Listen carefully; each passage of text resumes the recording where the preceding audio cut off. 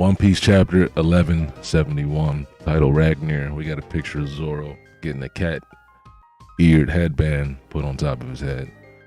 I don't know who requested that, but it was kind of funny. But anyway, we start up with Gaban talking after the battle. He said he had a terrible vision, of King Harold going out of the castle and just laying waste to the world, right? And I know a lot of people probably immediately assumed that he actually had a legit hockey vision and he actually saw the future. That's not what he's saying here. I'm sure that he's talking about based on what he's seen Harold to be capable of. That's kind of what he foresaw the outcome would be, right? He knew that Harold would be able to leave the castle, kill everybody here. He's going to just lay waste to the world because Harold was a big problem, right? He was extremely strong. Now, it might not seem like he was because, we didn't really see anything. We didn't see the feats. A lot of people worry about feats. We didn't see feats from him. But we know that he's an ancient giant. He was stronger than rocks, potentially, right? Because he didn't go all out against rocks. And he just got possessed by Emu. He's a problem. Emu even said it himself. Harold was nothing short from a monster. But anyway, so we find something interesting out. Ja Rule does not know anything about the fruit of Elbaf. So it's kind of just like Harold said before. Nobody has ever touched it. So if nobody's touched it, obviously nobody's going to even know what it does, right? At least not in their era, in their history. However long Harold's been alive, for the hundreds of years that he's been alive, no one has ever even known about it. Even since he was a kid, no one told him what it did, apparently, right? Because he's not as old as Ja Rule. Ja Rule's older than him, so yeah. And Shanks is having a little flashback of what he spoke about to Harold with and his days in being a holy knight, okay? And we already know what Garland's perspective is on the people of the lower world, right? It's the same as it would have been for any other celestial dragon, really, right? He thinks all those people down there are not people and they're just scum and pieces of shit and they're nothing, right? And we see Shanks have this kind of inner turmoil and he's holding his left arm specifically. Now, I wondered two things because Gaban says that's your bad habit again. Don't you dare regret your birth. But we see Shanks grabbing his arm. We know he didn't always have that mark of the abyss on him. So is he grabbing his arm now because that's where the mark is and that's reminding him? Or would he always just grab himself kind of just squeezing at his own arms, trying to rip himself apart because he doesn't like what he is? Was he always... That's the only question I thought about with this, but it's kind of surprising. Not even really surprising. I like that fact that Oda has told us that Shanks has been kind of struggling with this internally, and that adds on to his character. He wasn't just living as a celestial dragon, carefree, pretending to be a celestial dragon, I should say, and it just didn't affect him at all. No, that shit deeply affected him. And that nature of his, or not even his nature, because he hasn't done anything celestial dragon-like, but that part of him and who he is just it's eating away at him, right? It's probably going to have a bigger role later on. It's going to, as Gaban says too, right? Shanks is going to have a role to play. I feel like Shanks conflicting with his celestial dragon side is going to play a bigger part later. He might end up fighting Shamrock. Shamrock might be set up to be one of Shanks's rivals. Who knows, right?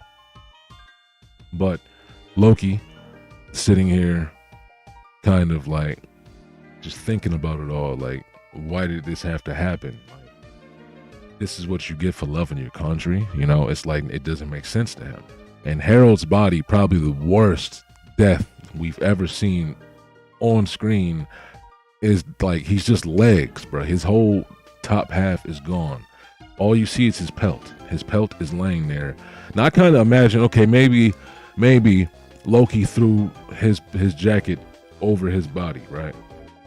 I think that might be what's happening. So at first I thought Harold was laying on top of his pelt, but since there is no torso there, all we see is his legs on top of the pelt. But now that I look at this, if you see the way the pelt is wrapping around his legs, it got thrown over his body.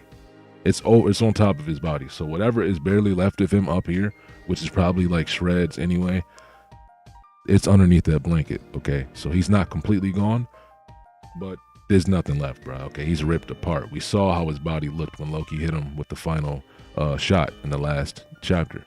So this is what I was talking about earlier. Okay, Emu is talking about how Harold was a monster, nothing short of a monster, and he's surprised that he was even killed in Elbaf. And this whole time, Emu was breathing really heavy and out of breath and clearly distraught, right?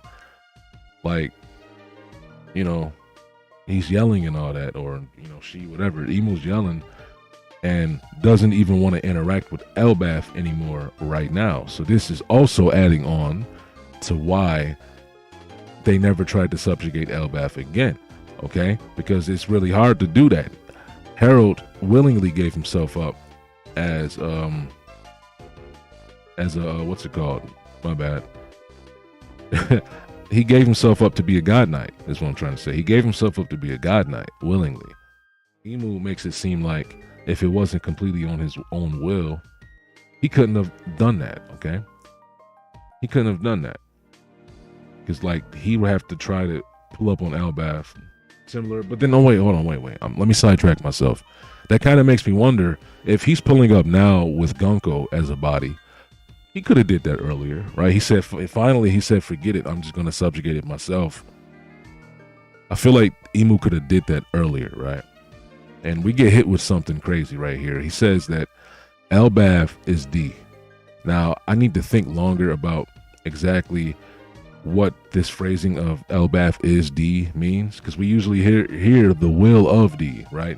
We know that D means something, but I feel like nobody's ever phrased it like this. You know, like that thing is D, right? I don't know. It just seems a little different, the phrasing of it. Like how when we hear Emu speak about himself, and it sounds like Emu is not even in that body, and Emu is speaking and referring to his actual existence, like, you know, Mu will do this, you know, you all belong to Mu, this is Mu's world. And then even though Emu was standing right there before you, he's still referring to himself in the third person, like his existence isn't really just physical. So, you know, that's a whole nother thing. But I feel like that wording of, you know, Elbaf is D, that you might have to think about that a little bit. I can't do it right now. I don't know where that could lead to, but I'll have more thoughts about that later. So we get into a part that I was hoping Oda would cover in more detail last chapter. I said it before, I hope when he gets to this part, he'll cover it in more detail. So we have Loki talking about how he's not going to tell anybody anything, and he doesn't want anybody else here to speak anything about it. He's going to take those soldiers who survived, okay, because I thought all of them died, but Loki swore everybody to secrecy. So Jaru doesn't have a memory problem. He just was holding up to Loki's promise by not saying anything. And the other soldiers, they're actually not even on the island anymore, apparently. I don't know where they went after Loki got captured. I imagine they're back, but they don't even speak about this. This is my problem, right? Oda does not give you any more details after this. So Loki goes off and sets sail for sea, right? He says he wants to get revenge for his father. And when he hears this, I mean, when Shaban, I said Shaban, wow. When Shanks and Gaban hear this, we see them making a face with the ellipses, right? Now, what did I say before? Whenever you see this, this means the characters are directly reacting to what's said before, and they most likely disagree with it or think something opposite of it. So I'm thinking this is showing you how Shanks didn't want Loki to set sail and try to avenge Harold and end up like Harold. So you kind of got to fill in the gaps on your own, because Loki says he set sail right off the island, and then it skips to, you know, by the time you return home, Harden, I'm already the father slayer in the public eye. So he's already chained up to the tree and everything by the time, you know, Harden returns home. We don't get to see him set sail. We don't get to see what happened when he set sail. How far did he go? Where did he go? You know, what happened after Shanks caught him? Where are the other soldiers who were there with him in the castle that day, right? Why did Shanks stop him specifically? I'm sure it's because he didn't want him to end up like Harold, But we don't know that. He didn't, Oda kind of skips that. I wanted to see him get captured and brought back to the island, and then the flashback ends, right? So Oda skipped that part. I kind of didn't like that. I wanted to see Shanks go and get him. Okay, so he left us with a little gap, not too big, small gap. But we get Loki saying the last piece of his case, like, I'm not so crazy, I'd kill my own father, and Howard then kind of has no choice but to start accepting it, because he heard the whole story. It makes sense. Gabon's telling him this is what happened, and he just believes Loki because he's seen him, he's finally telling him, right? And as he starts to break it down and say, okay, so basically you're saying this happened and that happened, and they're saying, and Gabon was going to give him a little bit more information to make him believe it, and but Howard then said, nah, listen, I don't need anything else. I can protect my country based on just that. I want to protect my country. That's it. I don't need you to convince me anymore. It's okay. He uncuffs Loki. Luffy's happy. Loki has the opportunity to fight. And to everyone's surprise, Loki also said he could fly, right? He said, listen, you guys go ahead. I'll just fly up there, right? He said, you guys go ahead. I can fly up, right? So I'm assuming he's flying with Ragnar. Ragnar can move on his own. I'm sure it's like Thor in the MCU. The hammer carries him. He flies with the hammer. So he doesn't even need a ship, unless Ragnar gets tired, right? Maybe Ragnar can't fly across the world. But Loki everybody's apologizing to him, like, okay, we thought you were a piece of shit, right?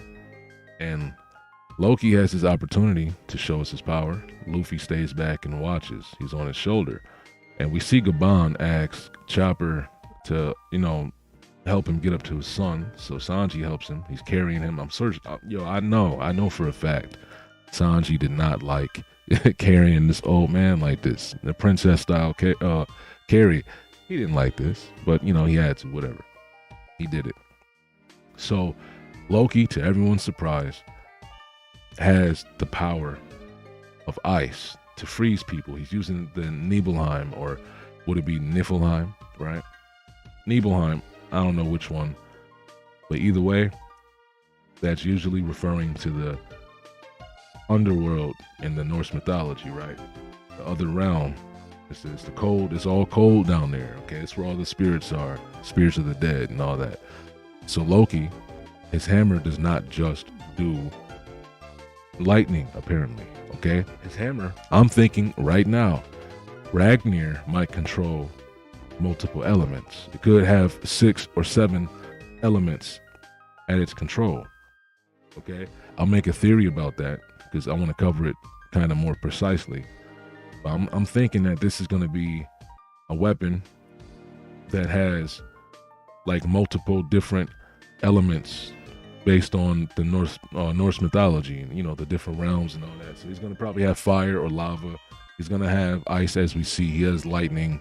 He's going to have some other shit too, right?